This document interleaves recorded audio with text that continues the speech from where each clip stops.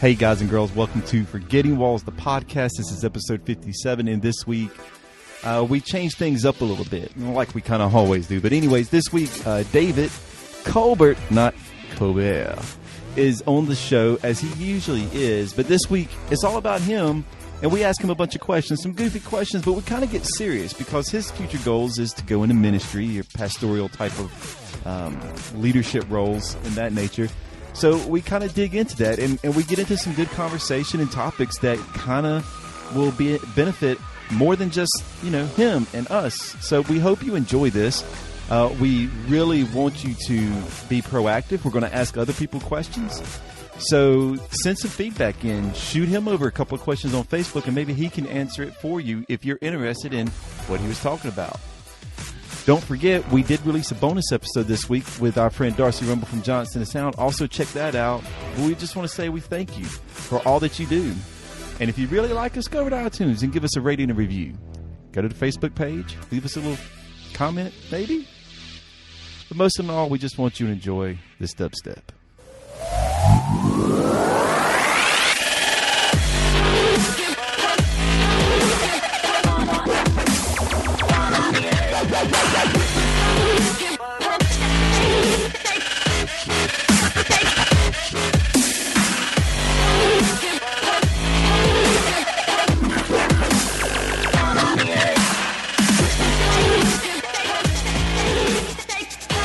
Hey guys and girls, welcome to Forgetting Walls, the podcast. This is episode 57, and I am so stoked that you are listening to this show after last week's episode.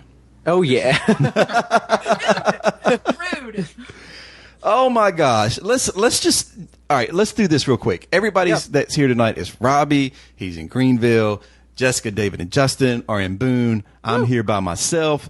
I did the intros quick because we want to roll through some things. And the first thing I want to roll through is yes, we did a show last week and we talked to our friend Jessica. And she talked about her occupation and she talked about her growing up and her faith journey and things like that. Thank you, Jessica, so much for being open, honest, and vulnerable on this show that quite a few people listen to. Yeah. Define quite a few. Quite a few, because the number, listen, your show last week, as it stands now, is getting close to being our one of our top 5 shows. You're welcome. And I want to, and I posted, we had a post. I want to talk about this before we get into the meat and potatoes or anything else tonight, and take a little time to talk about this, because one of our diehard listeners, I say diehard because I know she's listening to every show. Mm-hmm. She has listened to every show. She has posted quite a bit on our site. Right. But she left us a comment last week. Yes. And, and I appreciate that people are able to speak their minds. And that's what we want. I mean, we want people to speak their minds. We want everybody to say what they think and how they feel. It's just, sometimes I think that sometimes we may get caught up in our own ideology, right? That we miss some of the finer tuned points. Okay. And our friend, she made a lot of good points, which I agree with some and don't agree with others. Mm-hmm. But her main problem with last week's episode was with where Jessica, where she works, but the fact that she actually is a retailer for pornography, which, is not a bad thing to go back and talk about real quick, because we want to be able to address people's concerns and things of that nature and say, hey, I'm glad you see it this way, mm-hmm. and I understand. I just, not that I have a big problem with what she said, because, I think some people, but I think everybody's entitled to their opinions. Right. And I, like I said last week, I'm not a big fan of the pornography, nor would I want it to be out there. It's, everybody's their own. That's fine. You do what you do, and that's you. I just have a problem with the last statement. Yeah. I encourage you to find things or jobs that have eternal value and help build the kingdom, not tear it down. it was hard for me on that, where I don't really disagree with a lot of what she says in the front end of it. Because like I said, even told Jessica last week, I'm not a big fan of the pornography. It's a bad thing to me. Yeah. But that last statement, I feel is so, I don't want to say Christian cliche-ish, but I have, and I couldn't understand where to go with that. Right. The statement, I encourage you to find things or jobs that have eternal value and help build the kingdom, not tear it down. And then I had to start thinking, what jobs are those? Right. Because I work at a heat and air company. I mean, right. Yeah, we provide heat and air, but we also sell a marked up product. And, I mean, but all people do. I mean, all people sell up marked up products. I mean, that's capitalism. Yeah. Do we actually, does my job actually build up the kingdom, or does it tear it down? And I start thinking about all these other jobs. I think about, soda delivery drivers. I mean, what, I just start thinking about all the different jobs in our world, Right. What actually is a job that builds the kingdom outside of, like, and I hate to say pastor, but, pastoring or ministering or youth pastor or, Sunday school teacher or church financial secretary, Right. Does that really build the kingdom up? Even then, you could say that, like, if you're not doing your job as a pastor, are you furthering the kingdom or are you tearing down the kingdom, Yeah, exactly. I think it's less about the occupation and more about the excellence you do in that job. Right. And so I was just, it's not that, like, again, I'm not tearing anybody down for where they're at, what they're doing. I have my beliefs, you have yours. I can't, and I think my other part of it is that I could understand if, there was this very, Christ-centric pornography issue, but we're talking about a career and a person moving through their life, and would I like Jessica to work somewhere else? Maybe, but if that's where she wants to work, then that's where she can work. That's her prerogative, her decision. That's where she's getting paid to do. I mean, I know guys who dig ditches. I mean, how does that, build up the kingdom? And I don't even know if I have a valid point here to what she was saying, but it's just, it's such a, it's one of the reasons I've had a problem with the general scope of American Christianity for so long, especially over the past couple of years. Right. Because it's this, I don't want to say like this brainwash mentality, but I kind of feel like that. Like you're caught up into this world of, you've got to be this person in this environment with this attitude and do it just like this. And I understand people read the Bible and they get their opinions, but this one just, not that it just, that statement, it just, I didn't know what to do with it. Gotcha. I'm sorry. I mean, I totally get where she's coming from. I do. I've had a lot of people tell me that, a lot of people ask me, well, why do you work there? How can you work there? And the best answer I can give is because they give me a paycheck every week and I have to pay bills. It's not... Yeah, I don't necessarily advocate everything that we sell. I don't necessarily push everything that we sell. And I do understand that a lot of people view what I do in a very negative light. Unfortunately, I have had issues where I've been in job interviews in the past year and they've passed up on me because my resume says Night Secrets of Boone. Despite, all the hard work that I do there, it's hard to get past what it is as opposed to what skills I have learned from it. So would I be perfectly fine working somewhere else? Yes. If I got paid to work somewhere else, I would love that. But it is definitely a temporary position. I am not going to sit here and say that if you think it's wrong that I work there, then you're wrong, because you're not. You're entitled to that opinion. And I understand where you're coming from, so don't take that, in any negative way. But it's okay to pass it out there in a negative way. I don't really know how to reply to that without. It's tough because like, well, sorry, but Well, no, but it's tough because we want to be able to promote loving people, but I think the problem we have sometimes is that we can't get past this outer facade of what's going on in a person's life to see that they're deep down. There's something else going on there in that person. To see the person as the person, not their job or their sin or this or that. It's just seeing a person as a person because, I mean, technically, if we really boil it down, I don't think anybody's getting it right. I mean, that's what we talk about on the show. Nobody's got it all together. Nobody's got this life of, if you are a Christian, doing it perfectly, because you're a massive failure if you think that, number one, and you're still a massive failure even if you don't think it. We fail at this life trying to be this great Christian that, you know, I guess everybody supposedly thinks that we need to be. I think we just need to learn how to live life in love. And yes, there's this, you know, there's this wrathful side of God, and there's this other part of God, but realistically, as people, we don't have to be wrathful. We don't have to be vengeful. We don't have to do any of that because we're not God. He calls us to love. He calls us to see past the sin, to see past the work, the environment, what you may not like about a person, and see that person as a person. And I know I hate to use that word sin so much, but I mean, he really calls us to look past the things that we missed the mark that gets us perfection with God and just love that person. So where I understand, and I'm glad she made this post because it really brings up, you know, it's a thought provocative thing to look at. And I'm glad it's there.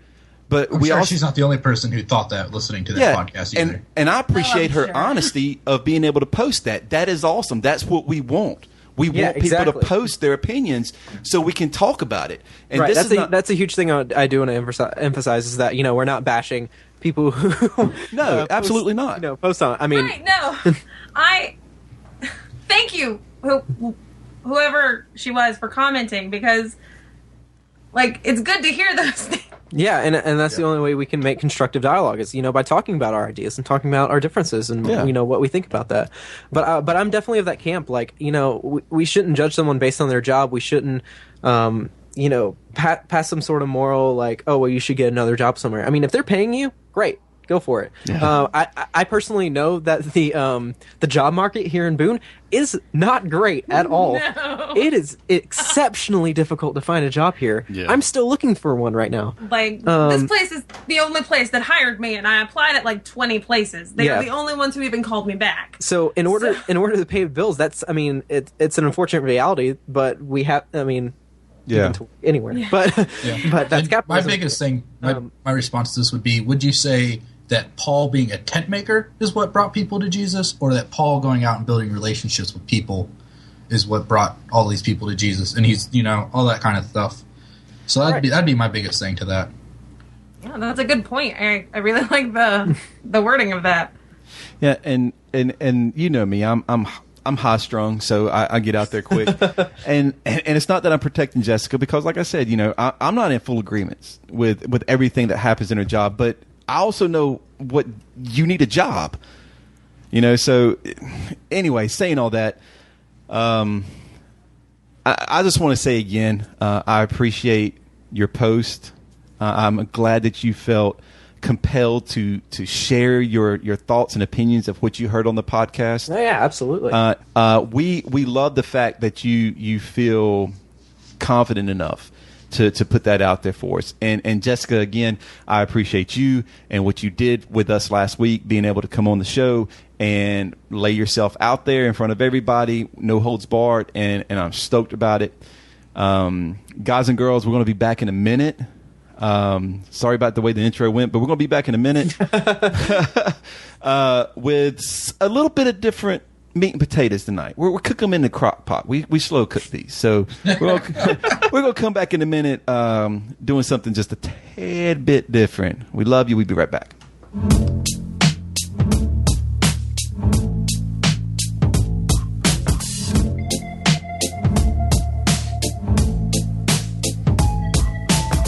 I wish I found some better sounds no one's ever heard. I wish I had a better voice that sang some better words. I wish I found some chords in an order that is new. I wish I didn't have to rhyme every time I sang. I was told when I get older all my fears would shrink, but now I'm insecure and I care what people think. My name's blurry face and I care what you think.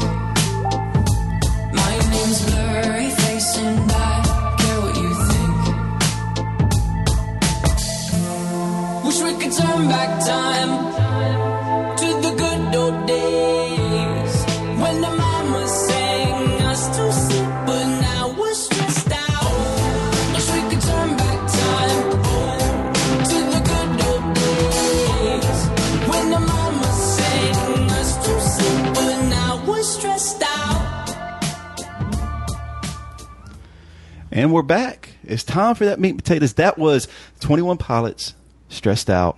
Yes, it was. Yes, that's a very, very good album. That's from the album Blurry Face that was released in 2015. That's kind of important. We'll talk about it in the closing segment before we get out of here. But we don't want to waste any time because we want to get to the meat and potatoes of today. That's right. This meat and potatoes is brought to you by Mr. Colbert. The bearded man in the background. That Colbert? You can't see. I like Colbert. Colbert. Well, you know, we're going to talk about it, but you know, we're going to have our friend Darcy back in, and the whole Canadian thing and the French and just Colbert. Anyways, tonight, what we're going to do for the next couple of weeks or a few weeks is, you know, since we're really starting over, doing some new things and going to add some new, like maybe bonus episodes and stuff like that, we're going to kind of just, you know, do like an interview thing with the guys and maybe gals of Forgetting Walls, because really Jessica's the only gal that's kind of like showing up like consistently. You technically interviewed me already, so yeah, so we're good. We're good. But we're going to do like, you know, we're going to build some questions up, and we're going to talk to David tonight about himself and say, "How you doing? How you doing? How you doing?" Like 10 degrees outside. We didn't talk about. We didn't talk about the weather. We always bring it back to the weather with you. Well, he's got a point. I mean, it's cold. Yeah, I mean, right now, I think it literally is somewhere around 10 degrees. I think the low tonight here is 3 degrees with a wind chill of negative 15, anywhere between negative 15 and negative 20 degrees. Yeah, that just sounds like the worst thing ever right now. So that is what's right outside our window right now. I was walking up here about half an hour ago. Yeah. I thought I was going to die. Yeah. I really think that's crazy. I mean, okay, it's 32 degrees here at the beach, and it's going to be 19. Yeah. So that's pretty cold for me. You know, I won't be outside venturing in it, so it doesn't really matter. But when I go to 24 work here in Greenville, South Carolina, and the low tonight is going to be. It doesn't say. That's not good. Well, what we're going to do tonight is we're going to talk to David. We're going to ask him some questions, maybe some silly stuff, some deep stuff, maybe some personal stuff. I don't know yet. We'll see how it goes. But everybody's going to participate. And it's just really to get to know David, and for people who are listening to the show to get to know David, because David's become a regular. Hopefully he'll stay on the show with us if he doesn't get bored with us. Hopefully. And we're going to do that throughout the next few weeks with most of us. You know a lot about me and Justin, but you know there may be some stuff you really don't know about me and Justin. Maybe. I don't know. We'll see. But David, They're like onions. They have layers. All right, Shrek. That's me. I'm a parfait. Thank you very much. I'm very much a parfait. Oh, I can't argue with that. I want to think of myself more of a tres leches cake, you know. So, you know, 3 milk, 3 layers, just all kinds of goodness. All right, well, now I want cake, so we should probably just move forward. So what I want to do is I actually want to let Justin ask the first question to David, because he knows he knows David better than anybody, and I think it's cool to have that person that's closest to you to really ask that one question that just like that's there. So yeah, no, I've only known him for like 5 months. I know, right? I mean, yeah, not very long at all, but I mean, yeah, we're pretty close. Yeah. I mean, y'all were way closer than the rest of us are. Yeah, we're definitely bros. Definitely. That's a. Should we start with the more serious or more silly stuff? It doesn't matter to me. Just ask start away. Silly. Let's start start at the crunchy part of the layer and then get down to like to the sillier parts. Well, I mean, I have one question. It's not quite like silly question, but it's not like super serious either. But so I've known you for like 5 months now, and we are pretty much almost the same person. Yeah. Both in our beards and haircuts, as well as our appreciation for meditation, our views on hell, our views on pretty much everything. Mm-hmm. Very, very similar. And as a person who, I don't plan on going into ministry, or I plan on, going and hopefully being a professor and teaching in an academic setting and stuff like that. I know you're very, very heavily involved with your church in Hickory, and I was wondering, like, so what is your end game? What do you plan on doing after college? Oh man, are you interested in pursuing full-time ministry or? Yeah. Okay. Short answer, yeah. Longer answer, yeah, man. Yeah. Man. Well, my pastor said, whenever you want to come back, we'll put your hours in, and you can be ordained through the church. Wow. All right. So really, I could quit college, go down to a church, do an internship with them, and until my pastor thinks I'm ready to take on that responsibility, and then I'd be ordained. Yeah. But I feel like this is where God wants me right now, and as hard as it is to get out of being in my church so often, I feel like this is a good time for my development in meeting new people. Meeting you, being a part of Forgetting Walls. Yeah. All of this was done because I felt called to be at App State. So through this, there's going to be something that's going to be even better for me whenever I go back down to Hickory, and maybe I'll bring some people along the way. Who knows? All right. Yeah, man. So that's my end game, to be a pastor. All right. Nice. At that specific church, or just any church, or? Well, yeah, that specific church. All and right. I thought I'd start up my own church. Yeah. Like, whenever I first got the call, but man, after I saw my church's mission and vision, I fell in love with it, and I can't turn back. This is where I feel like I need to be. Yeah. So that's where I'm staying. Right on. And helping grow. There you go. Yeah. Awesome. Very good. So, David, this question is kind of out now because it's already happened. But we're going to go back a week ago. Okay. If you were to win the lottery, what would you do with all of that money? And yeah. I'm sorry. Repeat the last part of that. You kind of cut out. Oh, I said and then I didn't have any more. Oh, okay. Trouble with the internet and stuff. So I was like, Great interview technique, Robbie. Yeah, I know, right? Well, I went to go say and because I thought I had more written down, but I didn't. So what would you do with the lottery winnings? And keep in mind, that was what I think in cash it was like 953 million or something. Something around Yeah, it was there. like 1.4 billion, and I think we did the math with like the taxes being taken out. You'd have like $900 million. Yeah, exactly. oh my gosh. A butt ton of money. Yeah. More than you would need. So many butts. Like, I'd buy hookers and cocaine. Next question. man,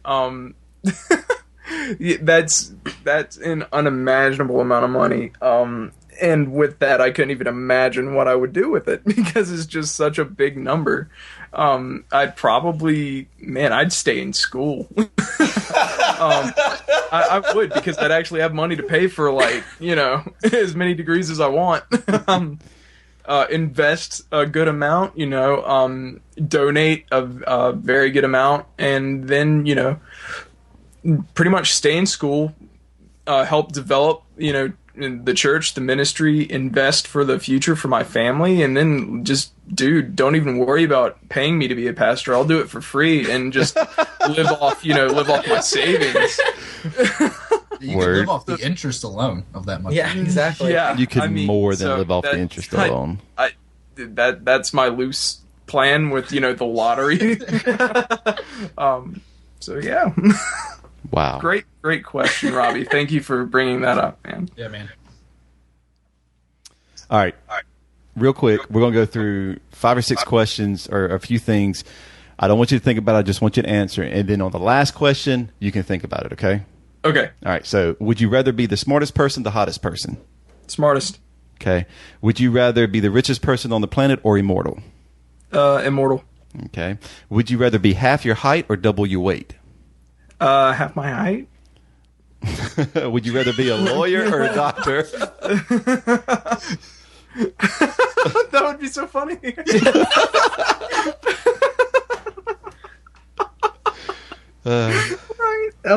just feel like everybody else. Like, how tall are you? Yeah. I'm 6'2". So you'd be 3'1". 3'1". Yeah. Be like a dwarf. Yeah, I would. Okay. Would you rather be a lawyer or a doctor? Lawyer. Would you rather have World War III or alien invasion? Alien invasion. Would you rather have a rewind button in your life or a pause button in your life? Pause button. Which movie is better, Harry Potter or Twilight? Twilight. No! Blasphemy! Harry Potter sucks. Get out! Oh, that's great. Podcast is over. I don't want to know anymore about David. Oh my gosh. That is so good. Okay, so here's the question. I'm trying to get a read on you. All right, so, and I want you to think about it for a second. Okay, so if you could have any superpower, which superpower would that be? Okay. That was actually it was physically painful for me to think of this. That's why I brought out the loud grunts. Gosh. I out of all the superpowers, man, whatever Deadpool has. Like, just to be immortal and also schizophrenic. It's a great combination. Just whatever he's got, I'll take it. All right. Can't argue with that. Yeah. Interesting. You're peeling my layers, man. I had to find out. Well, let's just move on then. Well, I mean, Jessica, would you like to add to that hilarious segment right there of question asking? The question I have, because I've known you for exactly a week now. Yep. So, I know you very well, Lies. But the question I have was, earlier when you were talking about being a pastor, you specifically mentioned the phrase, when you heard the call. Mm-hmm. And I was wondering if there was like a specific thing that was like, oh, this is what I want to do, or would you be willing to elaborate a little more on that specific experience? Pretty much. Yeah. Did you hear the voice of God say like, David, like the audible? You have to be a pastor. Was it like that? Luke, use the Force. So this is coming from a guy who didn't even freaking want to go to college. Who wanted to do.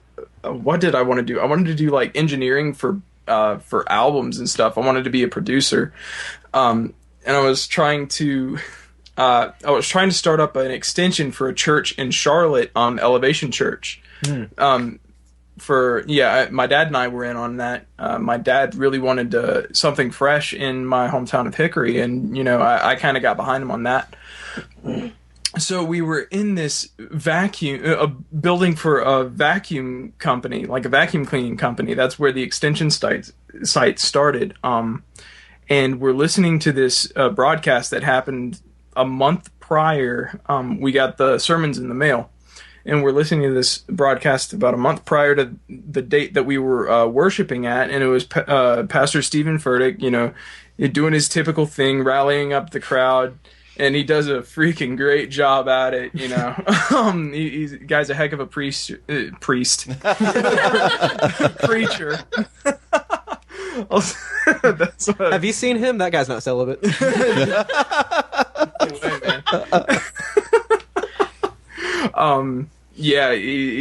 a heck of a preacher, and I remember I was 17 years old, and he was shouting out the names of God, and people were like clapping and praising in a way that I was not familiar with at all. And I was going to Elevation for going on 2 years at that point.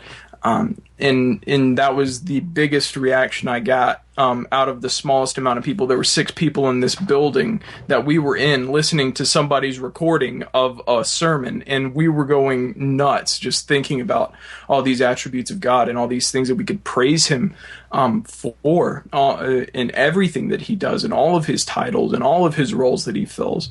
And at that moment in time, I almost heard the audible voice of God saying, this is what you are going to do. This is what you're going to do. And at that point I said, okay. I said it out loud. Nobody heard me because everybody was, cheering and stuff. And I just said, okay. And I haven't looked back since I was 17. Wow. So 4 going on 5 years. Wow. I've felt this, and everything in my life's been centered around achieving that goal. That's awesome. Yeah, it's crazy. It's not something that every 17-year-old can get. Yeah. But this is what I'm doing for the rest of my life. And for the definition of pastor, it's kind of like evolving now. I realize that I'm kind of filling that role already in some respects. And there are people that I feel responsible for that I'm able to help develop in their walk. And it's amazing and it's beautiful, and I can't wait for it to continue. Good answer.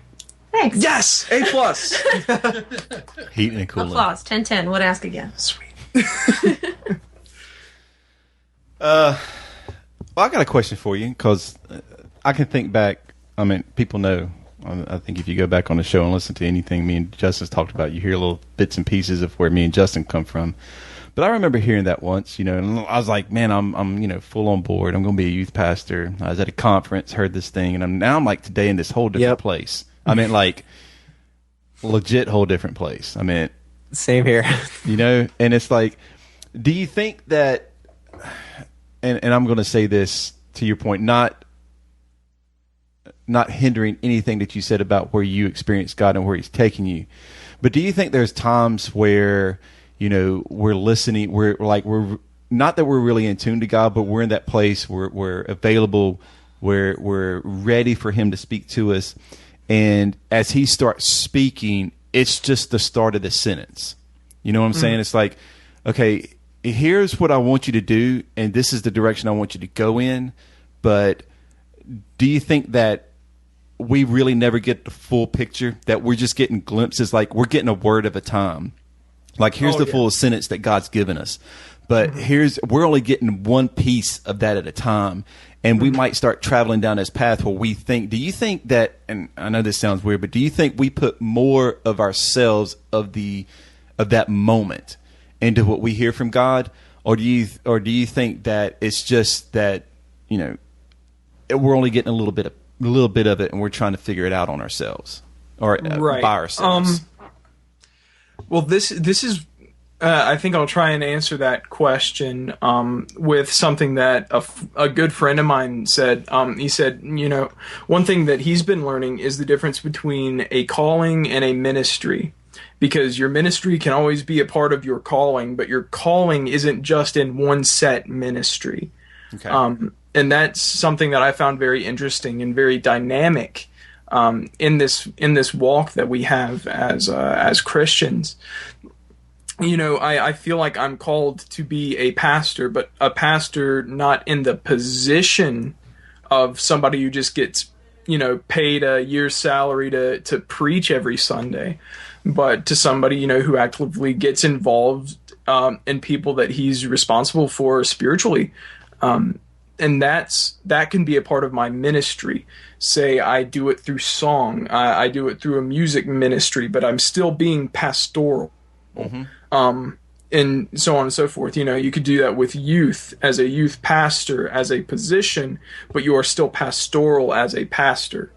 And I know that's a bunch of churchy words that I really do try and stray away from, but in the manner of the question, that's the best way I could answer is, you have, I feel like whenever you get a calling, you get the grand scheme of things, but it's in the details, like you said, that come along the way, and you don't get that full growth. You're not there yet until you're dead. Okay, I'll give you that one. Yeah.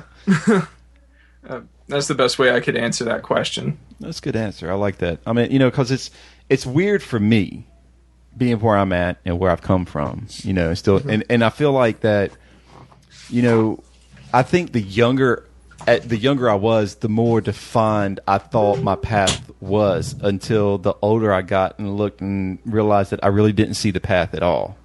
Mm-hmm. If you know what I'm saying. Yeah. Yeah. Because I'm like, I thought there's this great big path and God's put me on it, and I see where I'm going, and I know every step of the way. And then the more I started looking at the path, the more I realized I didn't see what I thought I saw. And matter of fact, the path wasn't very far in front of me.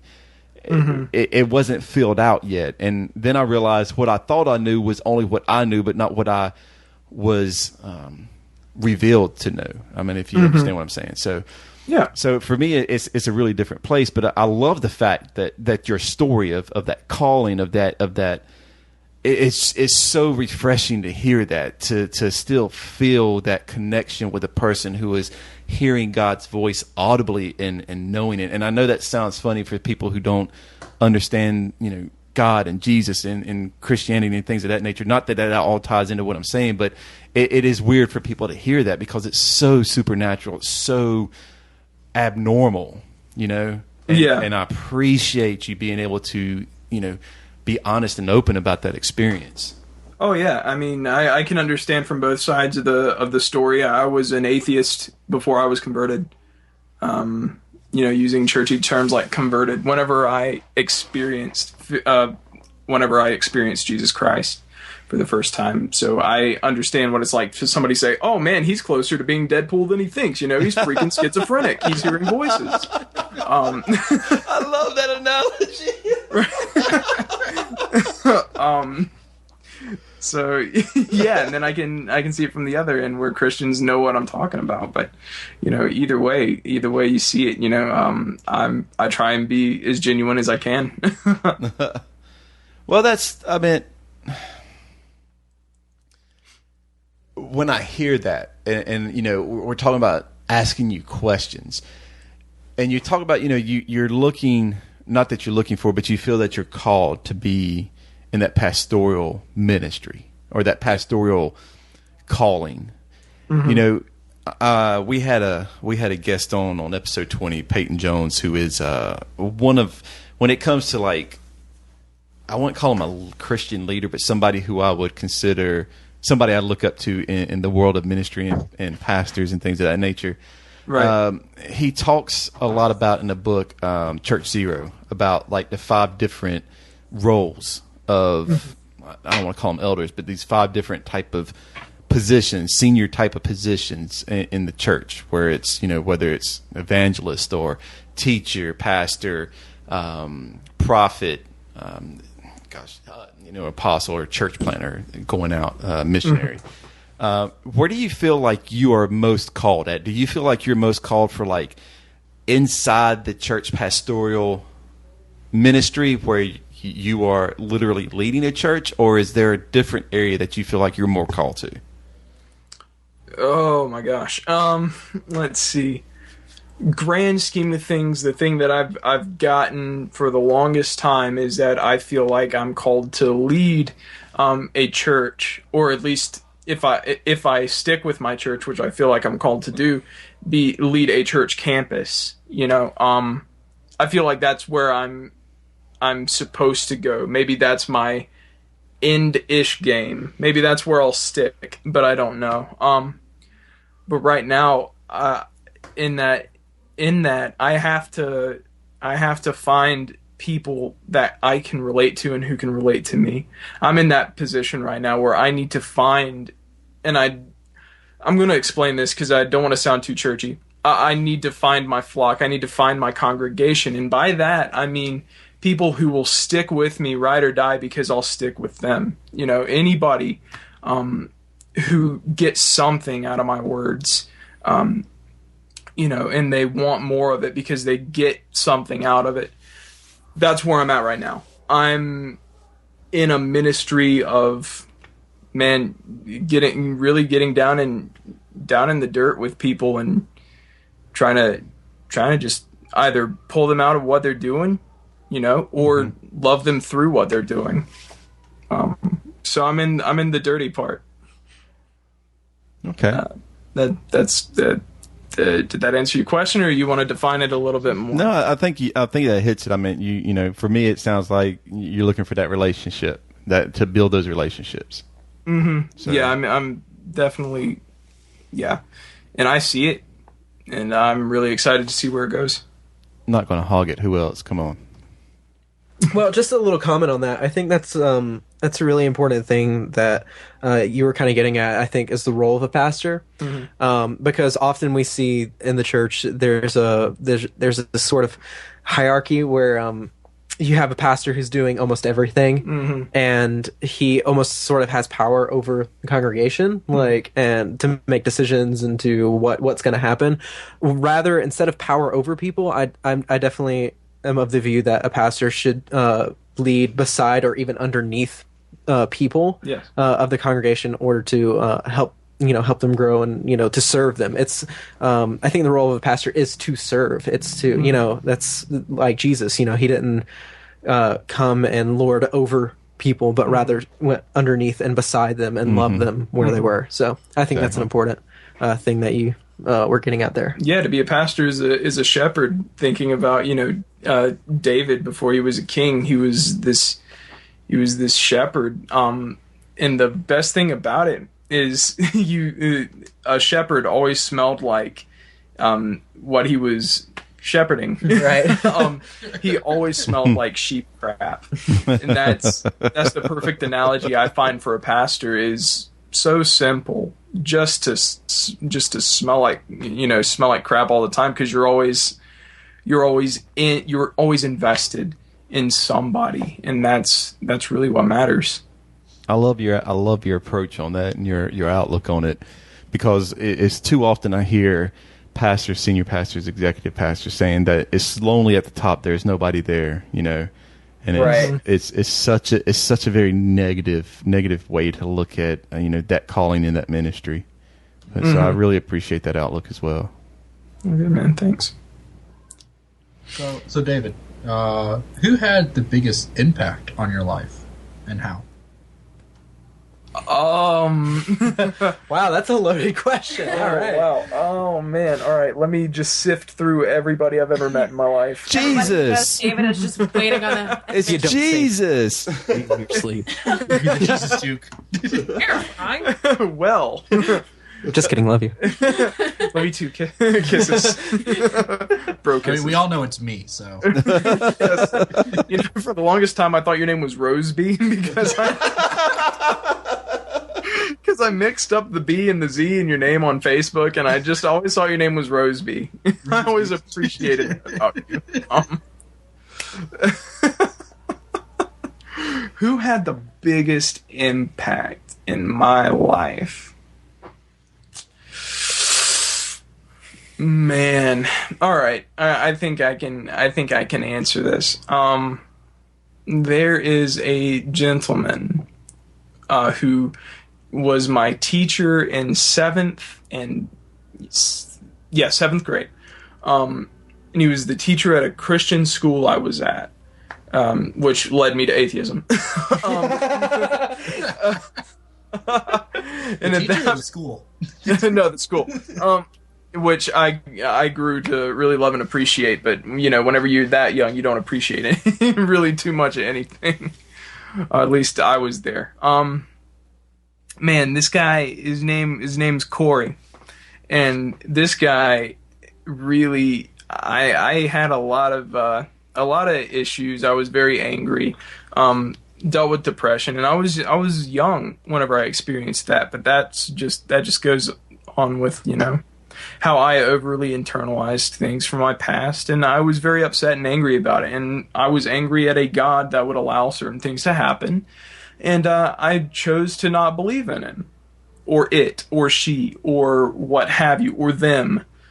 I decided to just, call it quits on this whole faith thing, because I saw everybody as, a walking, talking hypocrite. And I, as 13 and or 14, around that age, I would seriously get in debates with my teachers about God and theology and how what they believe is BS. But this guy didn't care. he didn't care about what I debated because he wouldn't debate with me. No matter how much I acted out, he would be an authority figure over me. He'd say, "Hey man, you're out of line on this," or I'm not going to debate you on this. And he really set boundaries that I could appreciate in a Christian, because he wasn't overly quote unquote meek. He wasn't a doormat. He wasn't a super authoritarian person. He was just a guy who had genuine interest in my life and my well-being. And I remember one day he said, "Man, I really hope one day you encounter Jesus Christ." And that day, I felt like I really had to make a decision of where my faith lay. And around that time, certain things happened with my mom. She got cancer. After I made this pact with God, Corey said, "Hope you encounter Christ." I say, "Okay." And then I say, "God, if you exist, do something crazy, do something, that would just floor me. And I want it done right now." And at the end of the week, my mom got cancer. And then after that, I said, "All right, you know what? I'll take that as a sign. And now I'm going to pray for healing. I feel like that's my job now." And after a couple surgeries of lessening the cancer, the doctors didn't think it would go away, and my mom's cancer was completely taken away. That's what made me a full-out devoted follower of Jesus Christ. And it always hasn't been easy, and I felt like I was grateful for him, but I wasn't in love with him. That didn't come until later. But I knew him at that point, and it all came from a conversation with this guy, Corey. So I would say it has to be that guy. He had the biggest impact on my life in this area of time, that I've ever experienced. Long answer, but there you go. Oh, good answer. Yeah, really like that. I got a less serious question as well. All right, David. What's your biggest celebrity crush? Ooh. Jennifer Lawrence. Immediately. Wow. That was too easy. That was quick. Yes. Wow, that was way too easy. If So she were a Hunger Games fan? No. If she would walk up to me and propose, I'd be out. I'd be sold out, man. We'll see what we can do. I heard from some tabloid that she doesn't go out on dates too much. So you know what? Fly her out to NC, and I'm actually taken, so I'd have to turn her down. Never mind. Don't mention anything to her. I don't know if it would probably break my heart more than it would hers.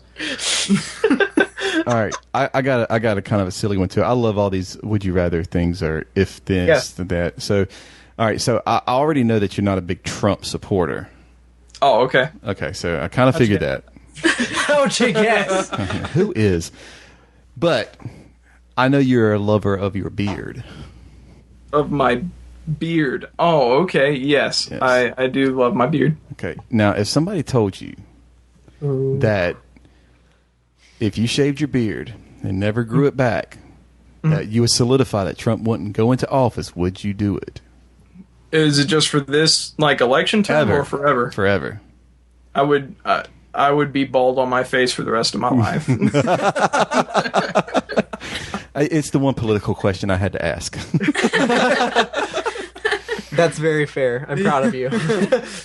I'd be a martyr. Taking one for the team. I like it. I'll forgive you for the Harry Potter comment from earlier. Right. I had to redeem myself somehow. Okay, real quick. Lightsaber color. Ooh, oh my gosh. Lightsaber color. I had it. I always imagined it yellow. Yep.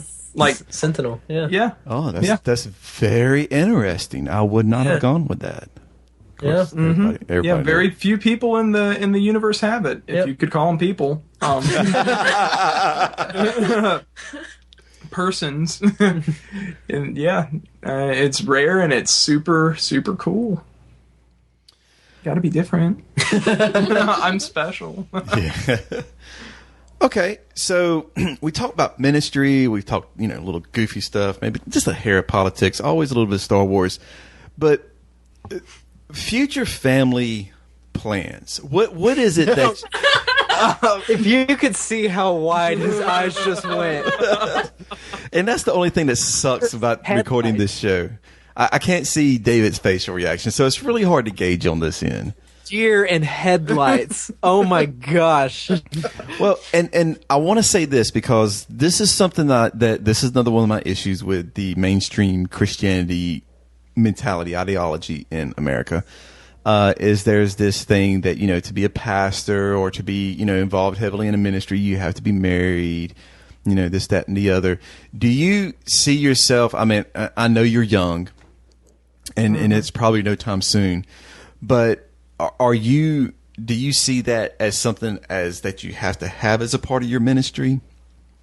To have the wife, to have that place where you're not single any longer, or do you think that's just something that's drummed up because people are afraid of single people in ministry? That's So do you have to be married to be in ministry, right, or to be like in a pastoral role? I mean, if you look at priests, they do an alright job of staying celibate half the time. Bad example, bro. No. So that's why I had to mention that half the time thing in there. But gosh, do I think I would have to be married to fulfill my pastoral role? Well, man. I guess I'll give you a longish answer. I have to learn to be long-winded as somebody who's going to preach for a living. You gotta stretch it out somehow. Yeah, I gotta to fit that hour mark. Fit that hour. Yep. So here's your 3 points. Yeah. Yep. Come up with all right, you gotta face your fear. You gotta jump the gap. You gotta.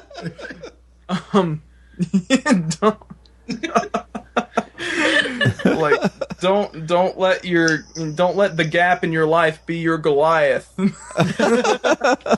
All right. Because you are obviously David.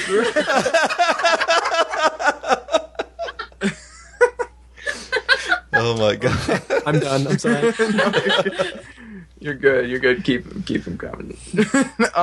Okay. Don't encourage him. All right, so He'll never stop. She's right.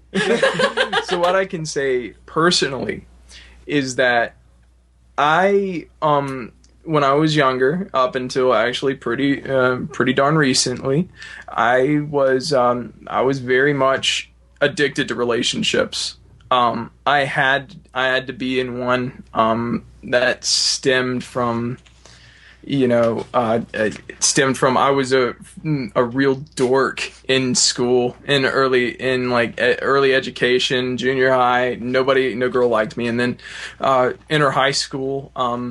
I put on some flannel and some glasses, and you know what? Girls liked it. Chick magnet. Right? I mean, to be fair, it works. No tall male viewers. That's all it takes? Really? Where did that go wrong? Don't tell Keith Hughes that. Oh my gosh. There's an exception to every rule. Of course. Next podcast, he shows up with glasses and a flannel on. Yeah. Hey, don't worry. He never listens to him anyway. Yeah, no. Honestly. Say all we want. And then it was really I was really looking for that perfect person at 16. I was looking for my wife. And then I started dating this girl. I dated her for about 3 years. And I was with her whenever I got the call to ministry. I picked out the crappiest engagement ring I could find. I proposed to her. We were going to get married right out of high school. I was going to be a pastor. Somehow we were going to make it work. Then she leaves. Just bye. Bye, Felicia. Because I started going to youth events. I was assistant youth pastor when I was 18. I went to youth events. I started talking at youth rallies and stuff like that instead of spending time with her. She didn't like it. You know, found a friend of mine and started dating him. I feel your pain. Yeah. Worst thing is, I never got that freaking ring back. Like, No. it's okay. That's it was the only worst. $100, but Well, I guess at that time that was 3 months. That was 3 months' salary, right? For assistant youth pastor, I guess. right. Oh my gosh, what was even worse is I volunteered for. Yeah, so that was 100 times. No, Dude, it was not really, because 100 times 0 is still 0, right? It was yeah, I got the ring a year before I proposed. It was with my first job, and my whole paycheck went into that ring. Absolutely. That's pretty adorable. I have Thanks. to say that is pretty adorable. Again, I feel your pain. Yeah, I know, right? And then people asked her about the ring, and they're like, "Oh man, the ring is so..." And then she always filled in the gap. She said, "Yeah, it's pretty small." And then they were like, "We were gonna say At sweet." least, never mind. We were gonna say beautiful, Never but mind. you know. Anyway, all jaded comments aside, she's like, I can't go where you're going, you know. So I started dating other girls like immediately to kind of fill that gap. And then I got into another relationship, lasted about a year. That ended sometime in 2015, around the end of it. And then at that point I said, you know what, God, fine. You know what? It's okay. I finally got to that point where it was okay. God called me, and that was one of those few times that I heard that almost audible voice say, leave her and focus on me. There you go. So that's what I did. And then immediately a door opened to this person I've been friends with for 2 years, who's helped actually grow my ministry in my Bible studies. She's the one who's invited people. She's the one who's retained, you know, the people coming. She drives up to Boone, brings people to Boone for my Bible study, and has been friends with me for 2 years. And she's the reason that my ministry's grown. And I finally said, you know what, God, it only took like a split second to say, it's you. It's your purpose, not me. And something very special has been revealed in that, and that's something that I'm exploring now in this relationship, which I firmly believe will be my last relationship. Hope she doesn't listen to this, because maybe you could cut that out. Because I was getting ready to say her name. What's that? I was getting ready to give a shout out to her. Don't forget, I've got you on Facebook, homie. I know all your deep secrets now. Yeah, she became acquainted with Jessica, and she thinks she's awesome. I am, so good for her. Yeah, but anyway, throughout all of that, I don't think you need to rely on another person for your ministry to grow, but God will bring somebody who will grow your ministry exponentially, or help you in your Christian walk exponentially, if you just obey what he tells you to do, because that's what's most important. And then everything else, as cheesy as it is, but somebody who's been there for like 4 years of his life, it all does fall into place, and it falls into place beautifully. Okay, so the short answer. Short answer. Yes. For me, I couldn't see my ministry where it's at now without this person, so I'm very grateful to God for her. Now, is that the case for everybody? No. So I would say as a set rule, you have to have a wife as a pastor, or a husband as a pastor. No, I don't think that's a set rule, but Okay. You can see in most cases that seems to be the case. Yeah, it seems to be beneficial. Yeah. For the most part. Yeah, and then Paul in Corinthians, I believe, is like, Right. it's Don't. better if you don't marry, but Yeah. I guess if you have to. yeah, if you have desires to have sex, I mean, ew. And you- Look, yeah. look. Gross. But at least put a ring on it first. Yeah, Look, exactly. look, he was just being real. Control yourself. Look, he goes, look, he was being real. He knew the struggles of ministry.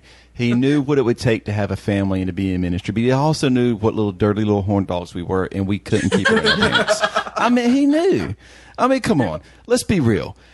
I think about it 100 times over, and I've been when I was on staff, you get put in positions where, yes, there are women in the church, and yes, they're so-called Christians, but then you realize that not all these so-called Christians are on the up and up. And they will... I never saw it because I'm oblivious to this crap. I'm oblivious to women flirting. My wife can't stand it. She thinks, did you not see what she did? What did she do? And she gets mad at me for it. But I'm like, I totally admit, she wouldn't flirt with me. She was all over me. I was like, really? I guess I'm just oblivious because I'm a one-woman man, honey. What man buns is this girl looking at?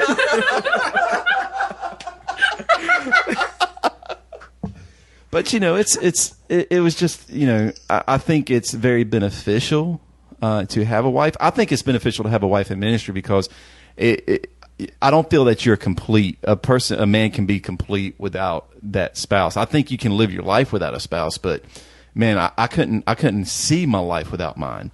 And when it came to ministry things, man, she was the absolute balance to everything that I did. Because I'm high strung, but she was that person that kind of brought me back and made me see reality in things. Kind of like, the way you're describing your person that has come into your life. It's that person who is making a difference where you may not be able to do certain things, and she is the balance to you. So it's kind of cool. Yeah, definitely. I like your explanation better. It was shorter. Shorter and sweeter. But like I said, man, I got to work on my stories. Hey, man, I'll be saying it in front of the pulpit one of these days. Hey, I've been around that block. Those long-winded days, man, they're over. Let's do the short and sweet because the people love it. Hold on, what am I saying? I haven't got any short-winded yet. I'm still long-winded. I was about to say, you talk more than anyone else I know. Well, I'm telling you, if I would shut my mouth and let it go... See what I'm saying? We still want to prove you wrong. Yeah, okay. Questions for David tonight. Questions for David. I'm enjoying this because I think the great thing about, like we're considering it this interview with David, but we're digging into these areas of his life that applies to so many other people, and it applies to realistically everybody looking at towards ministry or towards the church or towards Christianity to see a fresh view of it from a personal experience. So I'm really enjoying this a whole lot. Even though, again, David's doing the talking and I'm doing the talking. Robbie, you got another question for David? Maybe Justin's got a question for David. Roseby, Justin? All right, David. What's your favorite book? That'll tell a lot about a person. It's the Bible. All 66. Yep. Or what? Keep it with the Jesus jukes out here, man. You're going to break my ankles here soon. Oh, man, my favorite book. It has to be the new one that I picked up. It's called Die Wise by Stephen Jenkinson. And I have it right here, even though none of the audience can see it. Neither me or Robbie. I'd have to say that's one of my favorite books right now. What's that about? Like a year ago, I had an existential crisis. Like, oh my gosh, I'm gonna die one day, and it was all about some birthday post on Facebook. A friend of mine posted. He was like, "Hey man, you're like a fifth of a century old. I hope you have a great day." And I turned 20 that day, and I was like, holy crap, I'm gonna freaking die. Oh man. And I faced this drama for a year. It was always in the back of my mind, like, man, I'm gonna enter a state of, I believe temporary, but still non-existence. I will literally not exist for an amount of time. Or maybe my consciousness will not, I won't be there. What does that look like? Will it be like, I'm asleep and then I wake up and it's the last day and it was just like, a moment of dormancy? Or will I be like staring into like pitch black nothingness for a while? And I've never been not conscious, or at least I've never been aware of myself not being conscious. So I don't know what that looks like, and that's scary. And I don't know when I'm going to die. And that's even scarier. Like, I don't have the time to prepare for it. Or maybe I do, and I don't know what to do with it. So everything in that comes to play. And this guy talks about how we are so, it's mortality is like a starry night. You take one night out of all the nights that you're alive, and you look up and you finally notice something just so beautiful going on. And you take it in and you enjoy it, just a clear night. And then he brings it into, that's what your life is like. Take a step back, look at the starry night, focus on it, realize that this whole thing is a part of, your whole existence. And then he gives you steps to really hone in what it is to die wise. How can you be educated in what death is? Is death an enemy? But it's an insurmountable enemy. You can't overcome it. And are you comfortable with that? It shouldn't be like that. Chapter 11 in his book is my friend, the enemy. And it's really about shaking hands with death, as he says, and really just saying, man, you know what? You can have a good death, and a good death reflects the life you live, and if you're satisfied with that life, and what that really means. So I'm still in the book. It's a dense read. I'm about halfway through it. It is. And I've been reading it since like October. But man, it's a beautifully written book. And I think everybody should read it. Stephen Jenkinson's like a modern sage. Yeah. And I'd love the honor to have the honor to meet him one day. But that's my favorite book. I like nonfiction, so I usually stick in that area. Yeah. Okay. Yeah, I'm a little bit behind you in that book, but it is really good. And like you said, it's very beautifully written, very poetic, especially near the beginning. I've only read the first few chapters, but it's really great. Mm-hmm. So also good. What? Go ahead. I was going to say it's also big into this phrase called death phobia. To be afraid of death in the medical industry, pharmaceutical industry, healthcare industry, insurance. All that likes to put a spin on, hey, you don't want to die? Well, I'll prolong this not dying process for you. And it's a good way to kind of open your eyes to a consumeristic view of life. Without a firm foundation in what you believe, you're just a credit card number for these agencies and the powers that be, if you will, that are at play. So it's got a bunch of layers. Like an onion. Bringing it full circle. Yep, it's got layers. I was going to ask you what your biggest fear is, but it sounds like death is. Death was. So now, yeah, but I mean, if I understand, death scares everybody. But what is that thing that you're like scared of? Let's see, fear of the unknown. Now, I have faith and firm foundation of what I believe is going to happen, and I'm very sure that this is how it's going to happen. But still, the process of it happening, I can't wait till I see the face of my Jesus on the last, day in time before it becomes, not time, eternity, this eternal present, as we've talked about in previous podcasts. But in this state of limbo, before that last day, I don't know what it looks like, and it scares the crap out of me sometimes. But that would be where I'm at. It's not a crisis of faith. I'm not scared that what I believe in is false, because even if big if what I believe in is false, I won't be around to be told that I was wrong. It's really this state of, man, what's going to happen to me, my soul, my consciousness, what have you, before we get to have that big party. I don't know. It's not laid out for me. So not like snakes, spiders, roaches. You're so deep. I knew we was going to go deep, but it is so deep. I was like, oh my gosh. So it's not snakes. Well, I mean, I'm sorry, but most people who get in conversations with me, they realize that I really sometimes think a little too much about it.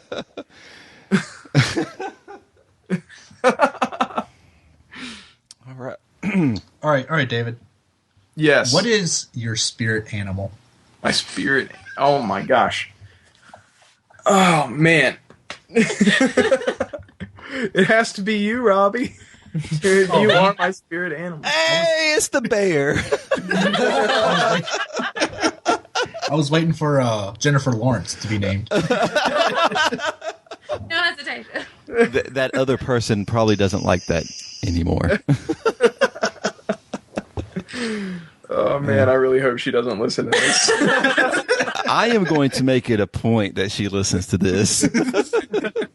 I want to make it like a big to-do point to post it on her page with several exclamation points of "You must listen to this episode. It is all about you." Oh dear. Let's see, my spirit animal. Well, I'll go by what most people call me. A lot of people like to make bear puns because Colbert, Stephen Colbert ruined my name for my entire life. All my teachers in school. All my teachers in school say, Mr. Colbert. And, you know, Stephen Colbert himself said it's just for stage. His last name's Colbert. Mm-hmm. But nobody really likes to pay attention to that, and just wants to go with, hey, this sounds classier. Maybe I need to sound more debonair, you know, and say Colbert. And so they say Colbert. Anyway, to make puns with that, people have called me Cold Bear. So your spirit animal is a cold bear. It's a polar bear. Polar bear. Polar bear. I'd have to go with that. Polar bear. Yeah. Now my favorite animal is a penguin and also I have a it's a tiger, penguin and a tiger. Those are my two favorite animals. Penguins are my favorite animal too. Penguins are amazing. I could talk about them forever. Like the males carry the eggs and they propose to each other with cute rocks. Yeah, I know, and they partner together for life. It's beautiful. It is. Penguins are so freaking cute. Probably my favorite video of penguins I've seen is these penguins walking across like this thing of ice, and one slips and falls. I was thinking, and they all just go like, eh! like, oh. They all just like are in shock of what just happened. It's like they're all laughing at him. And Yeah. then, like he just gets up and he like gets up and he's like, "Oh, I'm okay." and his like head's down. You need to link me that video as soon as this thing's over. That specific penguin is my spirit animal. Okay, then. Well, David. Yes. It's been interesting talking to you. Oh man, yeah, a lot more interesting than I thought it would have been. Thank you. So, Justin, you got another question for? Does anybody got another question for David? Because I want to finish with one. Yeah, I got one more question. Okay. In terms of music, we're both musicians, and I know you play the drums. Yes. And so my question is, like, how did that start? Your passion for music and playing drums, like, how and when did that start? And how do you see that developing in your future as well, and using that talent that God has obviously gifted you with, using that, and yeah, how has that developed over the years? Oh man, okay. So I was 9 when I got my first drum set. Okay.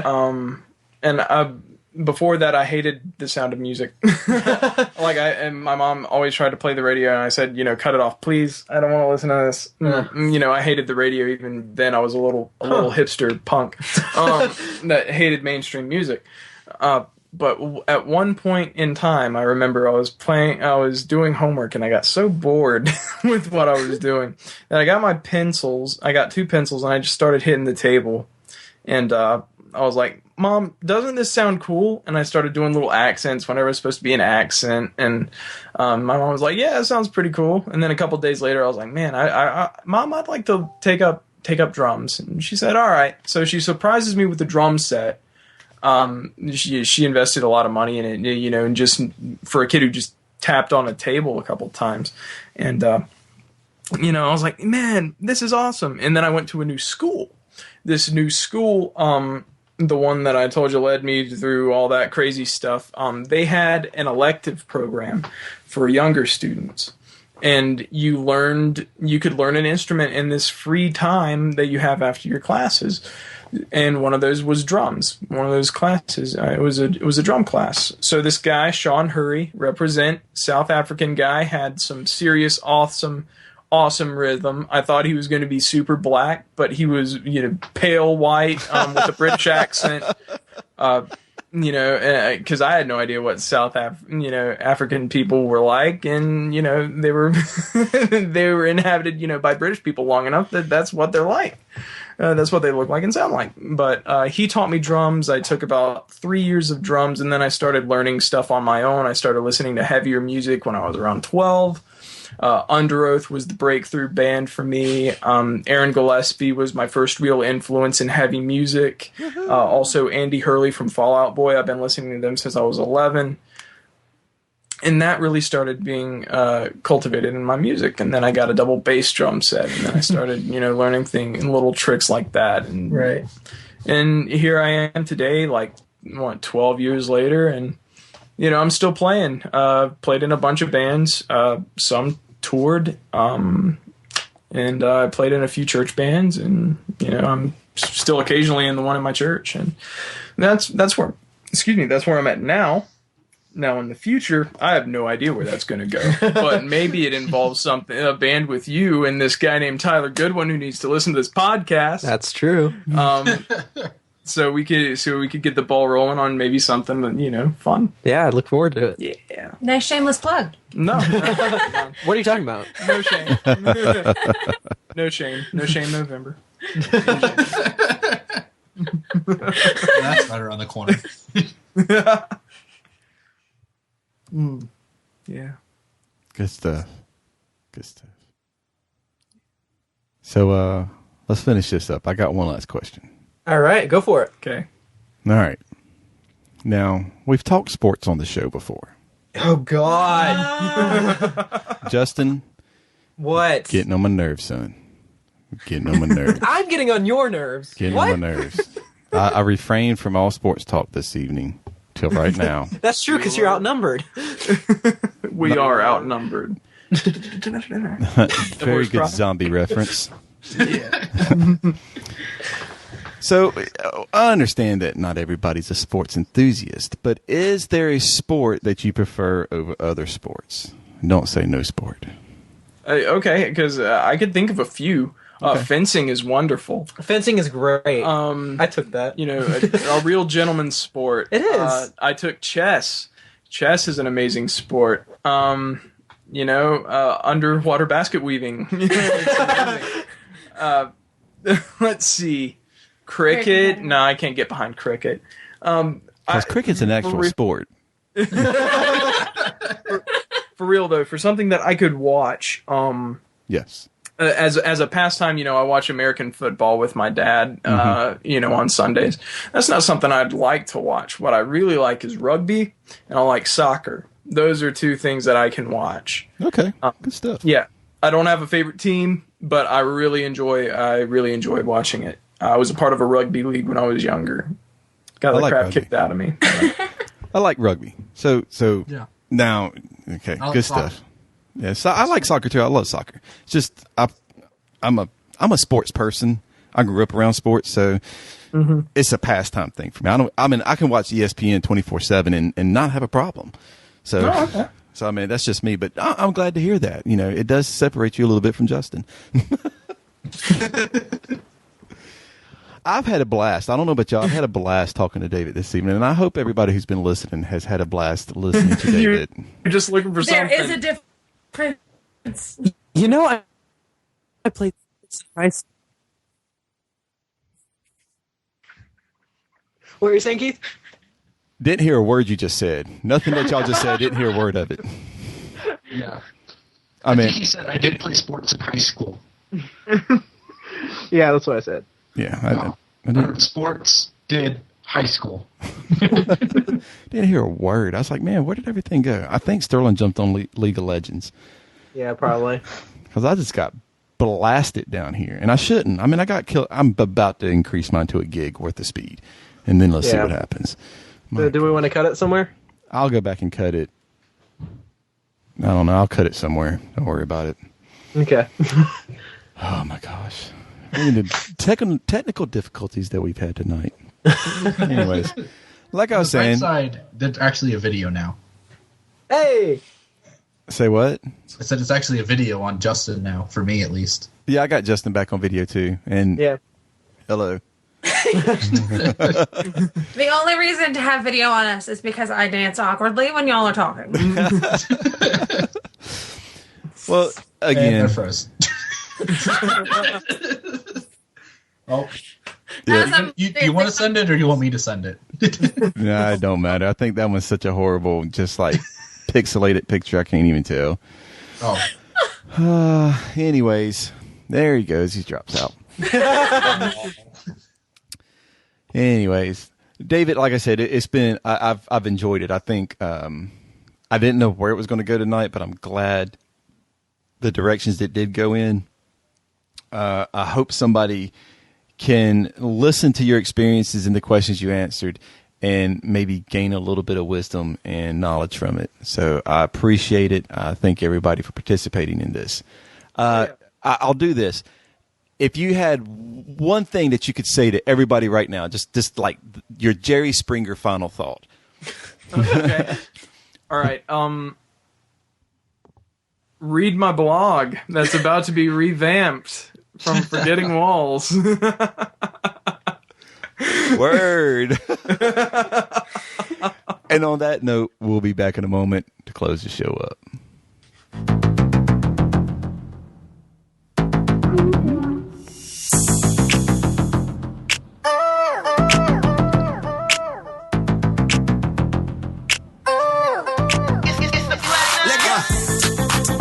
Wanna waste time. Beat the beat up like a drummer on a bass line. Little mama tryna hit me with the waistline. She don't see I got my lady on the FaceTime. I'm unashamed, can't stop that. You feeling like a hater? Stop that. And tell me hold up before you drop that. Nah, I'ma do it, put a top back. 06 top down, 4-4's black now. I'ma do me, let the critics go and talk now. Right ain't even up for what my left hand doing. I don't gonna be worried what the next man doing. Say that. Like I'm in the coupe and I'm too gone. Sky's where I'm gonna go, yeah. Ain't throwing shade, but it's cool though. I'ma do me, we on the same team, yeah. Watch how I'm doing me. I can't do you, cause I'm doing me, yeah. I know they feel how I'm doing me. And we're back. That was the brand new Church Close 3, Lecrae featuring E40, Can't Do You. All I heard was I'm throwing shade on a scooter and I'm doing me. That's it just dropped. It was so unexpected. I didn't expect it for like at least another month or two for this thing to drop, but Lecrae dropped Church Close 3 and it is impressive. Gangland featuring Propaganda. It Is What It Is. Misconceptions 3 with John Givens, and Jackie Hill Perry from Humble Beast. Just it's impressive, man. It's just very impressive all the way around. So check it out. You can always find links to all the songs we play and the people we play on our Facebook page. Not on the Facebook page, I'm sorry, our web page at the podcast section. I'm the one who edits all this stuff, and I can't even remember anymore. So we've had a pretty good show tonight. The crazy thing is we've recorded this whole other supposedly segment tonight. And that's what I want to talk about in the closing real quick, Justin, to let everybody know what's happening. If you don't know, if you're listening to the show and you don't know what's going on and you're not up on the Forgetting Walls Facebook page and paying attention to what we're doing, we're releasing a bonus episode this week. That's right. Which is kind of crazy at the same time, but I think it's cool.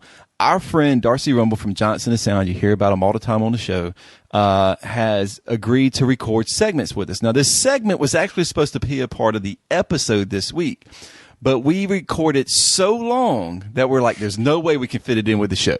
Right. Because this went on for a while.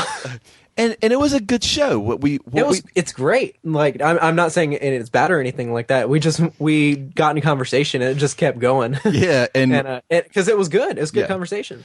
So what I want you to do is I want you to check out, go to our Facebook page, go to the website, forgettingwalls.com/podcast, and you can find, and I think what I'm going to label this one is bonus episode 1, Johnson the Sound 2015 album look back, something of that nature. I don't know. Right. I might let Justin. Match made in heaven. A match made in heaven. But I let Justin do all the writing because, well, he's better at it than I am. So and so modest. Yeah, so modest. Not Scooter. But so I want you to check that out, and it is something that's coming up. We love talking about music, and we finally have an outlet to do it with somebody who actually spends most of their time writing articles, reviews, reposting stuff, has his own website. So we always want you to check out johnsonthesound.com. That's where our man Darcy Rumble is posting all of his stuff out. You can go to Facebook and check him out, Johnson the Sound. I love it. And it's also geared more towards like hardcore, heavier stuff in the Christian scene, but he's a lover of all music just like we are, and that's what that segment / show will all be about coming up soon. And you'll find some interesting things about us guys and the music we like, to say the least. That's definitely true. Some of us like happy stuff, some of us like sad stuff. But it's been a good show for us, and like I said, we're doing some things differently. We don't know who's going to get the nod next week for the interview. We'll find out after the show. It'll be a surprise to all who listen. Mm-hmm. So it'll be interesting. That's true. I please strongly urge you go check out the bonus episode this week. I've had a good time tonight. It's been eye-opening, David. You know what? I have too. Yeah. What about you, David? Yeah, it was pretty fun. I can't wait to post this on so-and-so's page. Put like timestamps and everything. Like, listen to this specific. Oh, I am. I'm going to find like that bit, and it's like if you don't want to listen to the whole show, you can go right here. He loves you so much. Well, I enjoyed the relationship while it lasted. Man, and the craziest thing is right now is the best we've had it all night. The video, the audio, everything's working. It's just all... Sure, whatever you say, bro. Whatever you say. I can't believe I work with these unprofessional people. My goodness. How we've made it over a year, I will never know. Persistence or stubbornness. Whichever one you prefer. I can't do nothing but laugh. Plus, don't lie. You love each other. You know you do. Justin is one of my favorite people in the world. Oh, well, thank you. And I wouldn't have it any other way. No. Justin. Thanks. Yeah. That makes me feel warm and fuzzy inside. Bueller. Bueller. Oh my god. All right, let's end it. I will. All right. And just a little preview. So, if you do listen to the bonus episode. That's what makes you beautiful. Yeah, they might make a surprise appearance. Just maybe. Anyways, guys and girls, we always want to remind you that people are not projects. They're people just like you and me. So love them like you love yourself. And we'll see you next week. Oh, thank you for listening. Thank you for listening to Forgetting Walls Podcast. If you're subscribing to us on iTunes, leave us a rating. Well, I'll have to do that again. Oopsie. Thank you for listening to the Forgetting Walls Podcast. If you're subscribing to us on iTunes, leave us a rating to help us spread the word about this podcast. Remember, the only way this works is if you share your story. So be sure to visit the website and leave us a comment at forgettingwalls.com, or find us on Twitter at forgettingwalls and facebook.com/forgettingwalls. Peace!